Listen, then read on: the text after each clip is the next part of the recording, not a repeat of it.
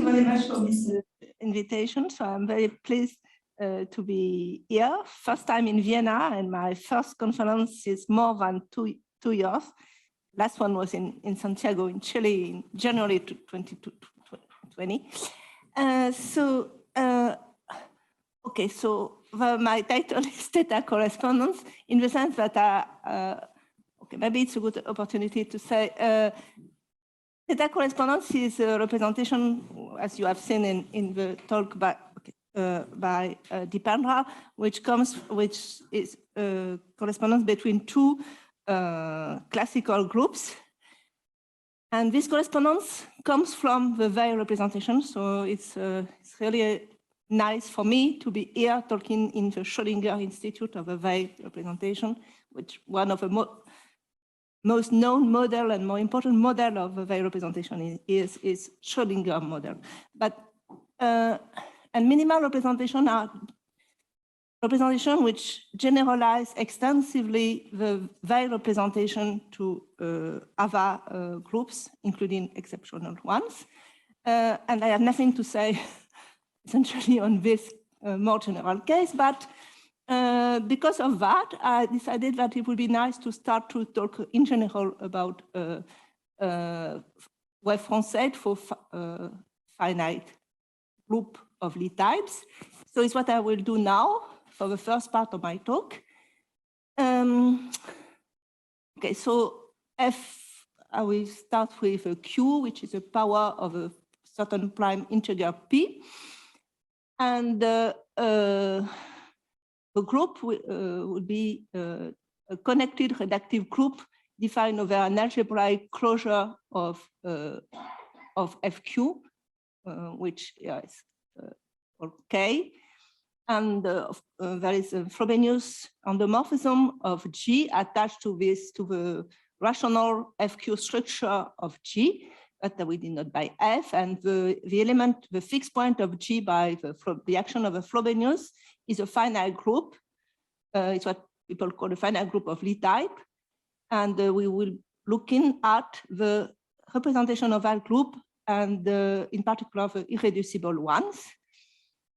So I would denote by E of GF or E of G the set of equivalent classes of complex irreducible representation of that finite group. And you would consider a unipotent conjugacy class of G, which would be always assumed to be stable by the Frobenius. And the F point of this class, the S point of this class, which are also the element of a class which are fixed by the Frobenius, is what I call C exponent F, and it is an union, a finite union of conjugacy classes of a finite group GF. So the first thing that I would like to say is that it is possible to attach in a unique way a unipotent class to any irreducible representation of G, assuming that P and Q are large enough. So this is a result. This is a result of Lustig, and which goes as follows. So first, the first statement is claim the existence of a unique unipotent class. So I start with pi, an irreducible representation of G.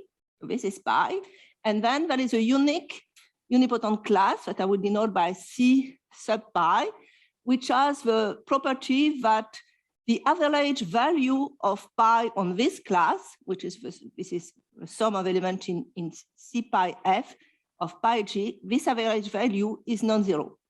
This is the first condition, and the second one is that this class C pi has maximal dimension among all the classes with this property of being that the average value of the reducible representation on this class is non-zero.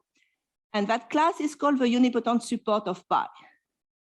The second assertion, which can be viewed as a refinement of a previous one, is considering an element in G, not necessarily unipotent, and on which the representation is non-zero, then you can use the Jordan decomposition of G. So you can decompose the element G as a product of a semi-simple element and a unipotent element, which is what I mean by the unipotent part of G. And this unipotent element lies in the class CP or in a conjugacy class of dimension strictly less than the dimension of C pi.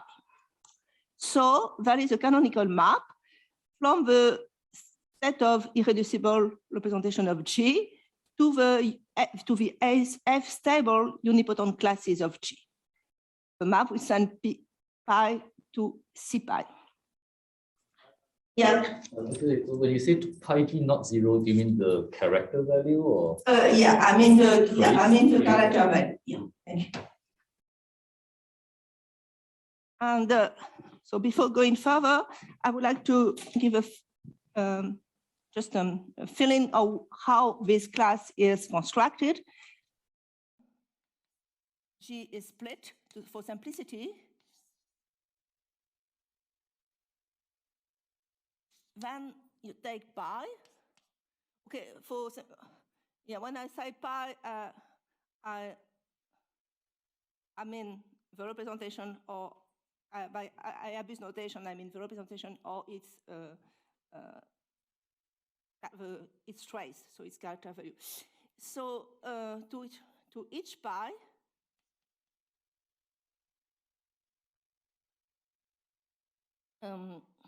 that exists, say, rho, an irreducible representation of W, where W will be the Weyl group of G. So I will fixed maximal split torus, and it will be the Weyl group with respect to that torus. And there exists a representation such that pi as non-zero scalar product with certain to be very, how say that, like this. So what is this? So here S is a semi-simple element in a group which is the dual of G, meaning that the root datum of G star is correspond to the root datum of G, as we do in Langland's program, G, with a difference that G is still a group defined over FQ. So we keep the same field, but we take a group which is dual, and S is a semi-simple element in that group. Then there is a certain virtual representation. This is a certain virtual representation. Virtual representations of G. And okay, what it is? So it can be proved that it is it coincide up to some root of unity with the characteristic function of a character sheaf. A notion, character sheaves provides a basis. So characteristic functions of character sheaves provides a new basis of space of class function on GF, which is also due to Lustig. So I will not define it here, but that is that this virtual representation exists, and we can, and Lustig prove that there is a representation of W. Okay, excuse me. More used to use E for the representation of a Weyl group. And Okay, so we have this representation, and the next result, is that we have more than one in general. So for GLN, we just have one, but in general, we have more. So all the rho such that this property is satisfied belongs to the same family. So there is a notion, it's possible to decompose the set of irreducible representation of W into a disjunct union of a family, and any representation which belongs to this family as non-zero product with pi. And there is one, a unique one in the family, I would say F. There is a unique rho in F, which is special. Special meaning that under the ordinary, the usual Springer correspondence, it corresponds to the trivial character. So rho, this rho, I would say rho 0. So rho 0 corresponds by Springer correspondence to a pair C, we call it CF 1. So the trivial correspondence, this is, here you take an element U in the class, and here in general you have an element, an irreducible character of a group of components of a centralizer in G star of U. And here, this character is just the trivial one. And this class is, so C pi is this class given by this class. So this is a way to construct this class. So it is pretty technical, so I will not say much more about it, but some result about what happened in smaller characteristic. So first I recall what means good for prime being good for G, for group of type A, no condition. For classical groups, as P has to be odd.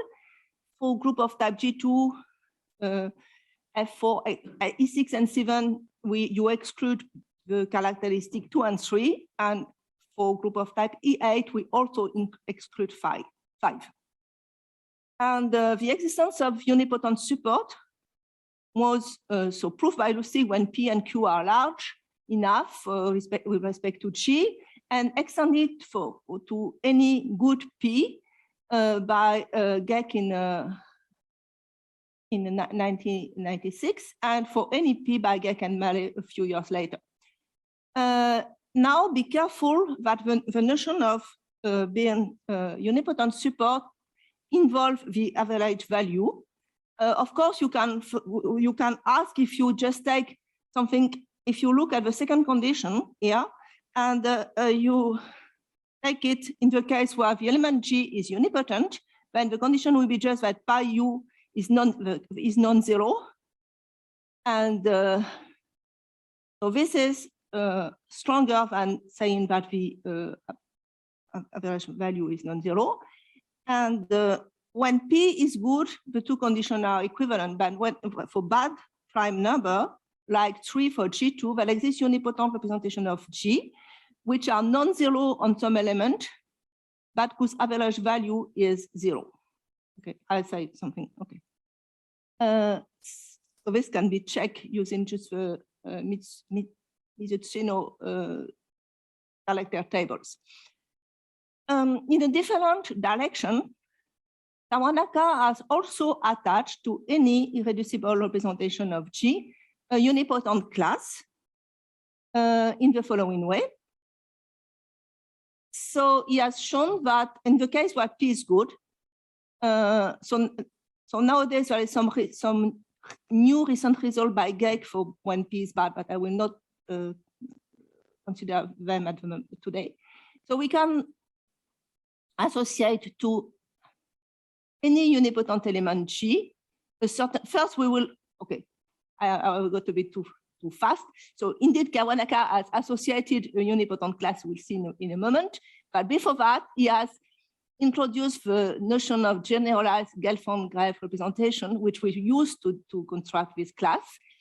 So GGR for short. So to any unipotent element, or more precisely to any unipotent class, you will attach a representation, non-reducible in general, which is obtained by inducing a certain representation of unipotent radicals of parabolic subgroup of G. The first case, which is a rather trivial case, is a case when the unipotent element is 1. In that case, you just get a regular representation of G.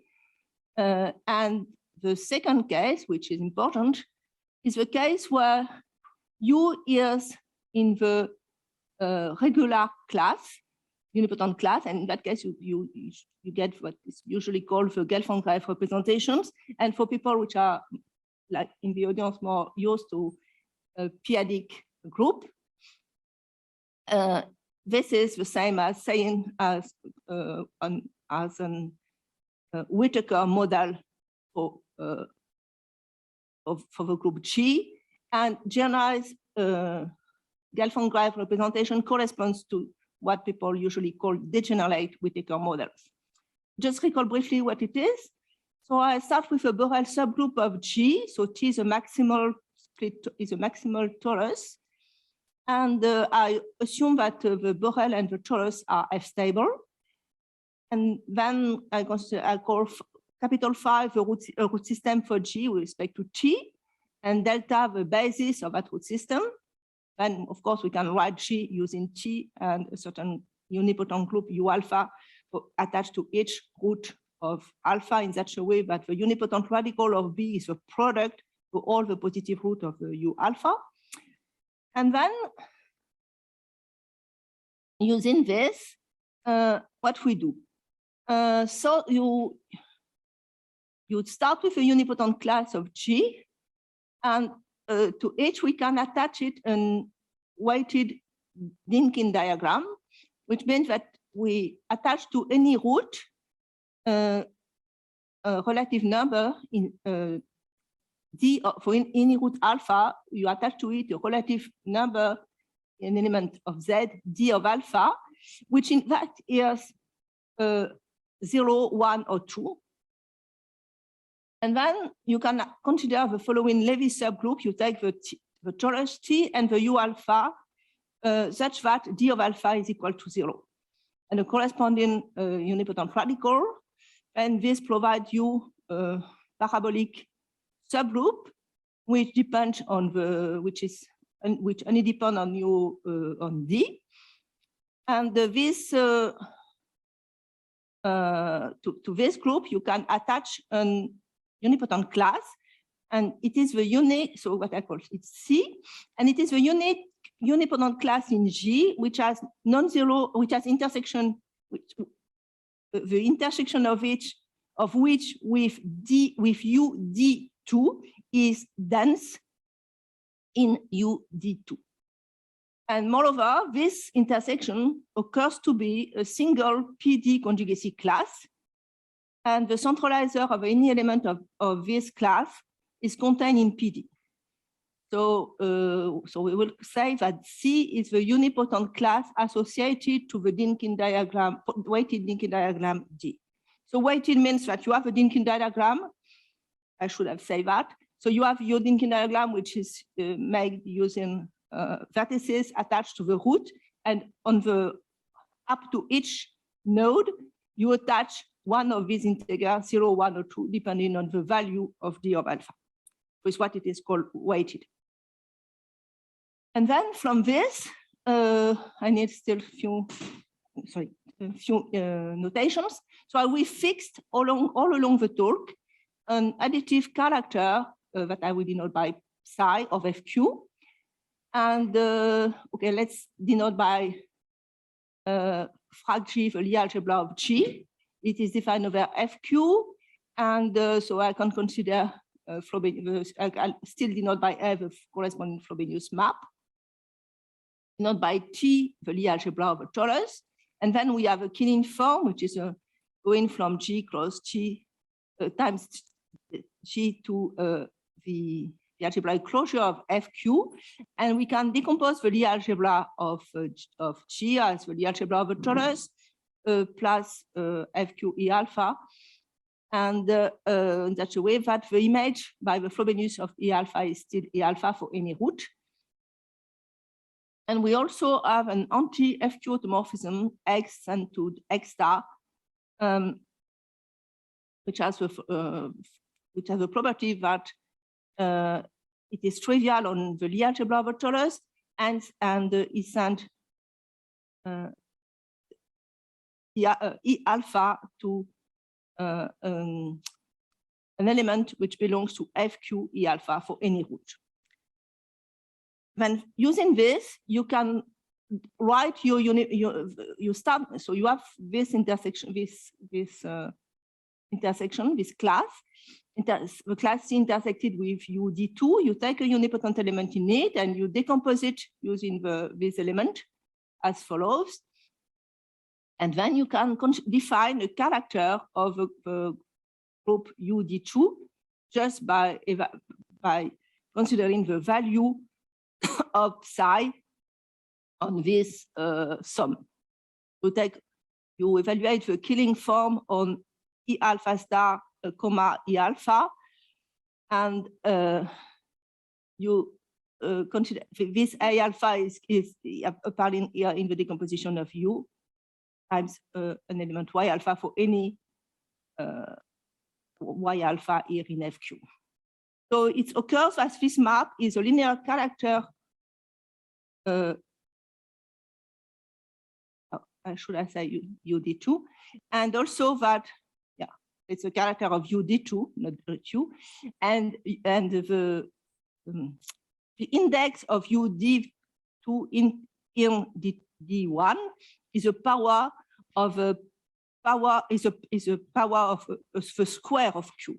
So it makes sense to consider its square root, and if you compute the ordinary induction of that character phi U from UD2 to G, you obtain a certain formula, and which involves the square root of that index, and the rest of the formula is a representation, but it's what we denote by gamma sub U or gamma sub C, because it only depends on the class, the class of U, and it's what is called the generalized Gelfand-Graefe representation of G. Now, but since we have this, you will be able to talk about Kawanoka wavefront set. So to any unipotent element V in G, I will denote by CV the G conjugacy class which contains V. And I start with an element pi, irreducible representation of G, then it's Kawanoka wavefront set, or wavefront set for short. Here's the following class. It's a unipotent, it's an F-stable unipotent conjugacy class. We satisfy these two properties. So it has non-scalar product, non-zero scalar product with pi for any element.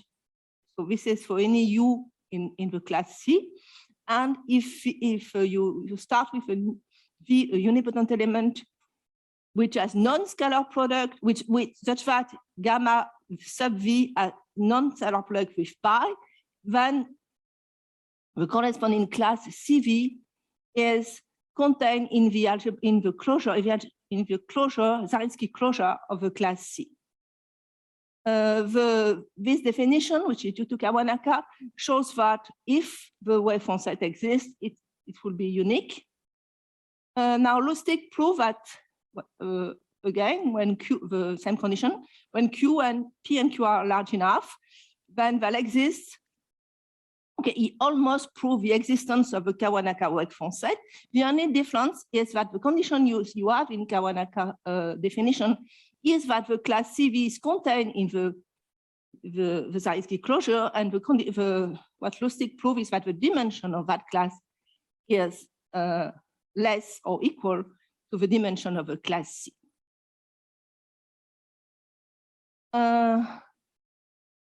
Okay, this was when P and Q are large enough. Then it was improved by Shoshi when Q for P good, assuming that the center of a group is connected.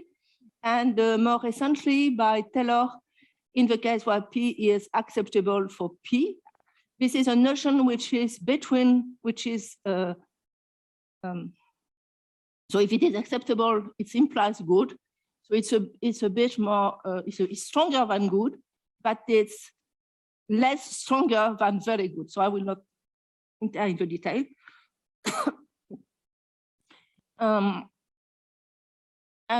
Also, it was possible to show that, in fact, Yamanaka wavefront set exists for any P. So work with Pramod when using Lustig works when P and Q are large enough to be able to apply Lustig construction, and more recently by Taylor when P is acceptable. Then, okay, now I have an irreducible representation of G, and I have two ways to attach to it a unipotent class. Are they the same? Actually, no, in general, but they are related, and they are related by the Alves-Curtis duality. So this is what it says here. So the wavefront set of any irreducible representation of G coincide with a unipotent support of not of pi, but of its Alves-Curtis dual.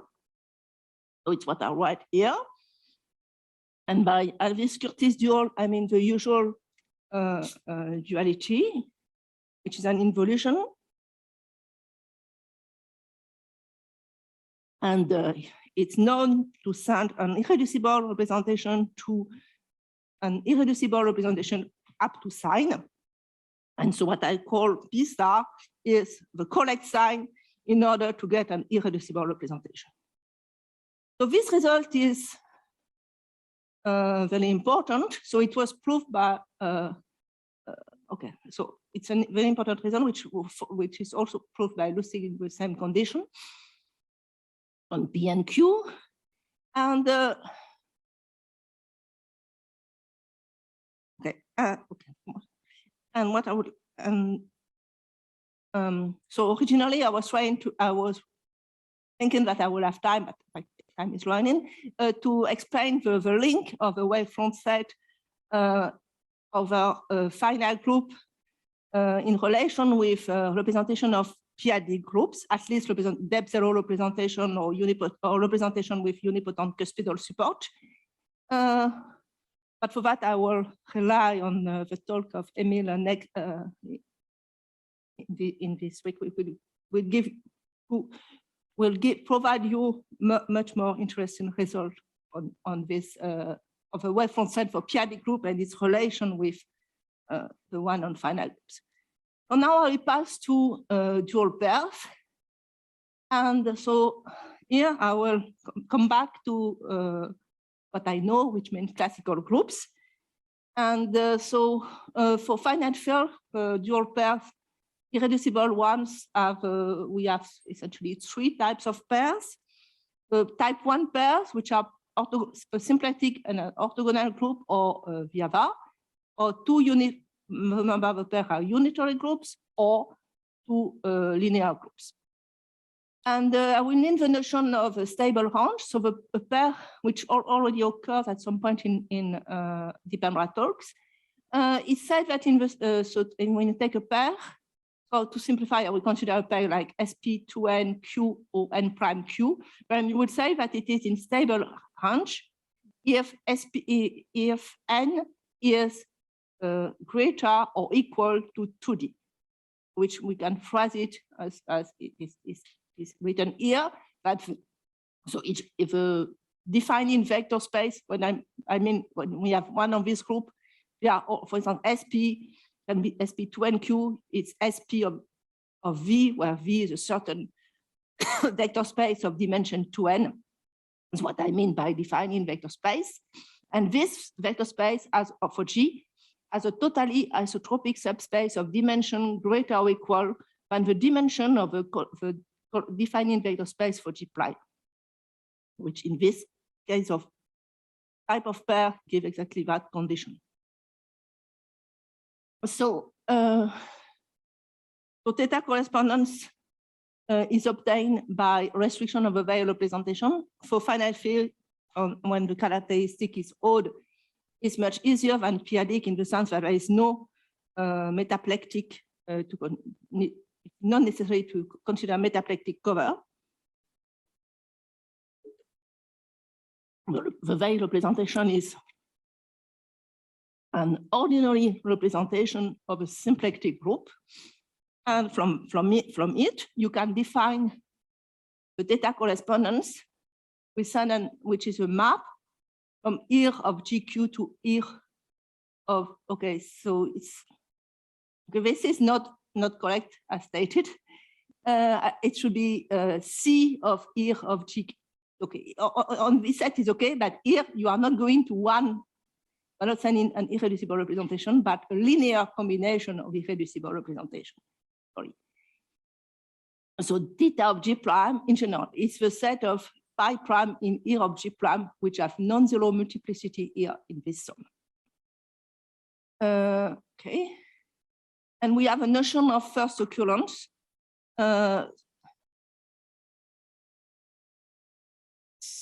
So the occurrence of a representation is with n minimal. So we start with a representation pi of a certain group G that we denote by Gn. Think of sp2n, for instance. Then there exists a minimal n prime such that we have theta G prime n prime of p, which is non-zero. And this minimal element is referred as the first occurrence index of a theta correspondence with respect to the representation pi. And okay, the one important thing is when you have a dual pairs, we are interested to the representation which are both unipotent and cuspidal. For GLN, it only occurs when n is 1. And for symplectic unitary group, we have condition on the value of n. For example, for symplectic group, n has to be of a form k times k plus 1. And for orthogonal group, n has to be a square. And we have this result from Adams and Moll. We said that when you start with a cuspidal irreducible representation of G, then its first occurrence is actually only one representation. So we get a singleton, and moreover, this representation is cuspidal. And also theta correspondence preserve unipotent unipotentness. So here I am assuming now that we are considering orthogonal, even orthogonal groups. For odd orthogonal group, it's not exactly true. We have to modify this. And moreover, if you start with the unique cuspidal unipotent representation of a symplectic group, then it corresponds to a cuspidal and unipotent representation of an orthogonal group using 1 and 2. And we can say exactly which one it is. And it depends on the sign of -1 at the power k, starting with a representation of p to k plus 1. And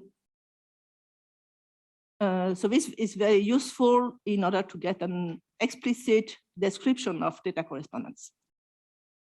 And if you look carefully to this, you see that in fact, this map sending sigma k to one of these unipotent cuspidal representation, the two unipotent representation, cuspidal unipotent representation of the orthogonal group, you can view it as just a function between the integers. We send the integers k to a certain integer theta of k, which would be k or k plus 1, depending on the sign of -1 at the power k. Okay, so now using what I have just said, you can interpolate interpret the theta correspondence between unipotent representation as a correspondence between parabolically induced representation of this form. So you start with a cuspidal representation of a levy of SP2N, and which means that your levy, in general, a levy of SP2N is a plot up to conjugacy, is a product of a smaller symplectic group and the product of group of a form GLNI. But as I had mentioned on the previous slide, so here you only have cuspidal unipotent representation for the group of a form GLN only for when n is 1. So all in the levy, all the GLNI reduced to GL1. So it's why I write it as a torus, so as T, and similarly on the other group, so T and T prime are just a torus, and they are just product of GL1s. And here what we get is you start with your unique cuspidal unipotent representation of a levy, of a symplectic group, which has this form, and what you get on the other side is the corresponding representation, sigma prime of theta chi of this orthogonal group O to O, orthogonal group O to theta of k square. Okay, so be careful when I say this. I just mean that if you start with an irreducible representation, which occur in this induced representation, we get by theta correspondence representation will belong to this induced representation. But not all of them, of course, just part of this induced representation. So for people who know Kudla result for p-adic group is just essentially rephrasing it in the case of finite groups. But the interesting thing is that now you have parabolically induced representation. So now you could look at the commuting algebra of this parabolically induced representation. And this is well known by result of Lustig, Hollett-Lehrer, and Geck, that this endomorphism algebra is an Iwori equialgebra with possibly unequal parameter in general. But in particular, the simple modules of this equialgebra are in bijection with the irreducible character of a normalizer in the big group in G of the element of this Levy subgroup and of the representation. So maybe I should write this. Okay, it's not okay. It's okay. So, and what I would like to, the reason why I say this is to try to explain to you, to convince you that in fact, at the moment when we have fixed the cuspidal support of your representation, if you think of p-adic, but it is much simpler for finite fields. It's like if you consider Bunsen decomposition and you fix one block. So for this block, you just have to consider the corresponding equialgebra and the morphism algebra of the parabolically induced representation attached to the block. And this is just giving you representation of a certain Vi group. And here, the Vi group is of type B. So you get, from your theta correspondence, you get, in fact, a correspondence between two groups of type B. The first one is of type B and K, where n is n minus k plus 1. If you just look at this, sorry, I should have said that this normalize in general, in fact, you normalize the Levy and the unipotent cuspidal, but this doesn't. It's happened that there are so many, there's just one cuspidal unipotent representation. So it's always normalized. So in fact, the normalizer, the group you get is just the normalizer of a Levy.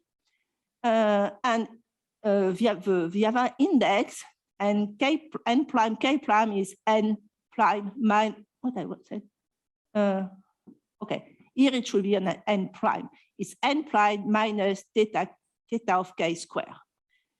So using this, you can formulate a description explicit of the theta correspondence. So it was done jointly with Michel and Rouquier many years ago. Actually, it was based on Srinivasan paper, which described a uniform projection of a Weil representation. And thanks to our work, we were able to prove that similar property for unitary groups and pairs of type 2, because any representation in that case is uniform, but not for a symplectic and orthogonal group. So it has been established quite recently by Pan, and looking at the list of the abstract of a talk, I discovered that a new proof has been obtained by Mia, Xu, and Su. So for this, I think you should learn more at JSON talk on Thursday. And okay, so now you can use this description because it's proved.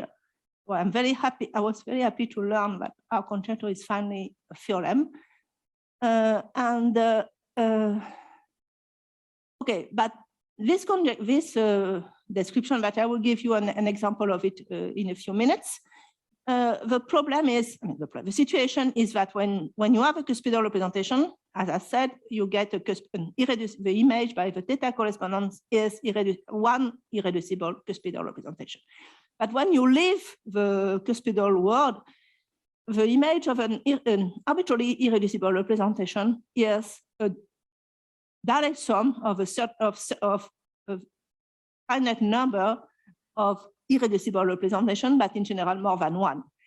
So it's come to be a natural question.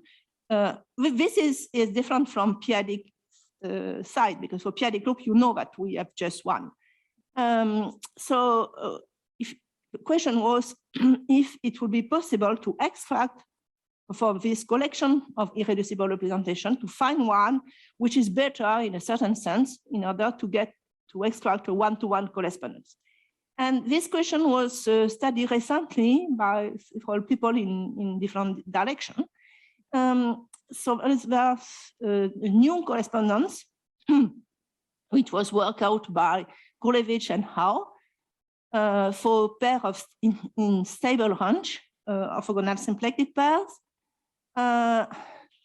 Also in a joint work with Kraskevich and Freshbender, we also did it in that you also extracted a one-to-one correspondence for any pairs of type 2 and for certain pairs in stable range. Our result was it was generalized by my former student ESI April to all the unipotent representation of all pairs in stable of type 1 in stable range, unitary or symplectic orthogonal pairs. And more recently, Pan obtained extension of both these two correspondences to any irreducible pairs of type 1. So now in the last part of the talk, I will give you example of our correspondence for stable range, mainly based on Jesua's work. And all of these descriptions are rather combinatorics. And so I need to introduce a few notions, combinatory notions. First, partition. So we denote partition like this, so decreasing, so non-increasing sequence. And P of n will be denoted for will denote the set of partition. And I will need this partition union, which is just a partition. When you have two partitions, you take all the part of all the partition and you rearrange them to have this in a non-increasing order. Then there is an usual order on the set of partition of a single integer n, which is the lexicographic order, and we written as yes. So this is the natural order.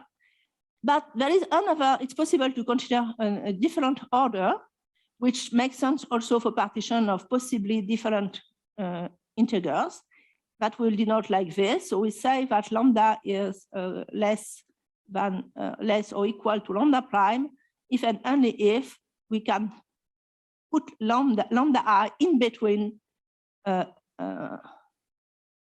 lambda I prime and lambda prime I plus 1. So this order, I think, show up for the first time in some paper by Shoji and was then studied also by Ashar and Anderson. And so from now, I will assume that we are in stable range, which means 2n prime is not greater than n. And just for simplicity, just to shorten notation, if I have a partition zeta, which has of an integer which is less or equal to nk, I will denote by nk of zeta, just nk minus the length of zeta. Okay, with this notation, I can state the description of a representation. So, okay, we'll just look to one case. So we have a case where for one simpleton group, we have two possibilities for the orthogonal group, the split one and the split one here, the split one, excuse me, and the non-split form. So, and it goes as follows. So these two cases goes together. So here you have, so same SP2N, here you have O2K prime plus, well, with K even, and here O2 to n prime, sorry, with K even, and if K is even, and if K is odd, here you take O to n prime minus, which is the non-split form. And then the representation can be written like this. So as you see, it's far to be irreducible. And so you take all the sum for all the integer R, which are between 0 and the minimum of nk and n prime k. And then you take all the bipartition of this integer R. And so this is fixed. And then all the eta prime, which give this representation. So here I am writing an irreducible representation of a Weil group of type B. I index it as by a bipartition of the index of a group. And if you look at the other case, where the other two cases, it's something which is in the same spirit, but a bit different. And this involves this order. These are two, these are special case of our combinatoric description of a theta correspondence. This is what we can write in the case of stable range, which made it in some sense more explicit. And so now you can consider all the bipartition of nk such that this representation occurs in, I would say, the theta correspondence.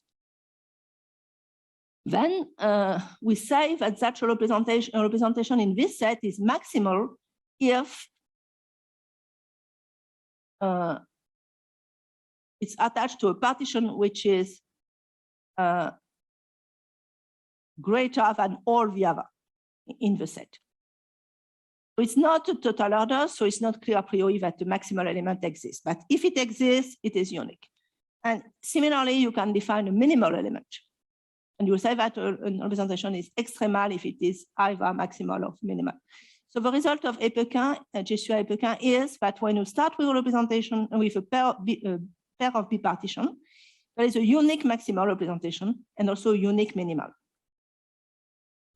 So the unique maximal, start with it first, is a bit the definition. I mean, for both have the same value. So you start with psi prime, eta prime. So the image of prime is fixed. So you still get x prime, and you change the second partition. So for this one, I do not know at the moment any interpretation. So it's what it is. I mean, it's well defined. but I do not know if it needs some special property, interesting property. For the second, which is minimal, then it's easier because I mean it's simple. So you just take the union. So you started with psi prime, eta prime. So you keep psi prime, and for eta prime you just add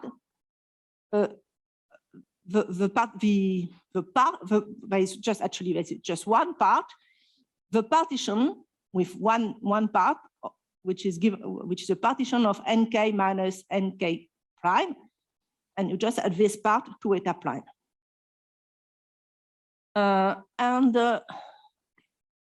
Now what we can say about this, I will take pi prime, a representation of G, which belongs to I will assume, and I will explain in a few minutes why, a representation which belongs to the principal series of G prime. Then there exists a unique representation, I will denote it by P sub pref for preferred, of G, which has the property that this representation is the image by the theta correspondence of pi prime, and also has the following property that its wave front set is greater or equal to the wave front set of any representation which occurs in the theta correspondence for pi prime, all the image. So you start with pi prime, you attach to it by theta correspondence a collection of representations, irreducible representation, and that is one which is better in the sense that its wave front sets contain the wave front set of all the other in the set. Okay, how we can prove this? Maybe it's possible to prove it directly, but for me, I am more used with unipotent support than to wave front set. So I prefer to consider the image of all these representations by the Alves-Curtis duality, and then what you will get what will be a similar result, but for their dual, and then the representation we will take will be the minimal representation which was defined in the previous page. So this one. Okay, so why just principal series? So maybe it's possible to extend this to other series. So this is work in progress, but I have nothing new to say at the moment. And the reason why principal series is easier is because as I said here, I try to explain here, the unipotent support is defined using Springer correspondence. So the class C pi is attached to an irreducible representation of the Weil group W, the Weil group of a group. And if you come back to the previous group that I have before, so these two groups of type B, nk and B n prime k prime, in the case where we are in principal series, it's the case where chi is equal to 0. So these groups are just Weil group of a corresponding group G and G prime. So this is directly related to this. In general, we will need to use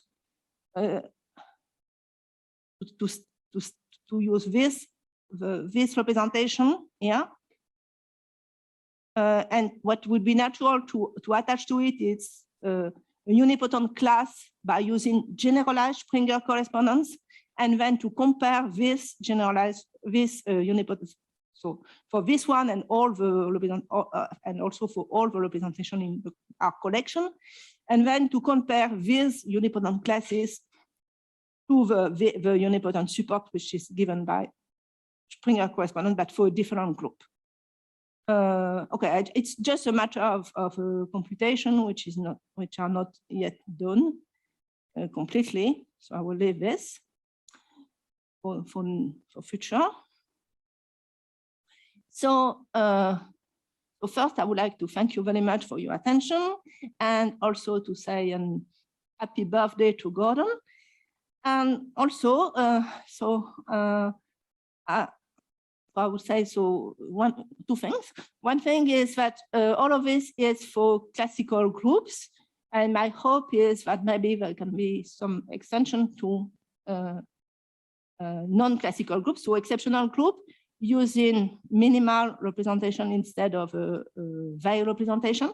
And for this, so we rely on work of Gordon, and also there is a work of VTech and for theta correspondence for exceptional groups, also on finite groups. Maybe I have some application also on these two p-adic groups.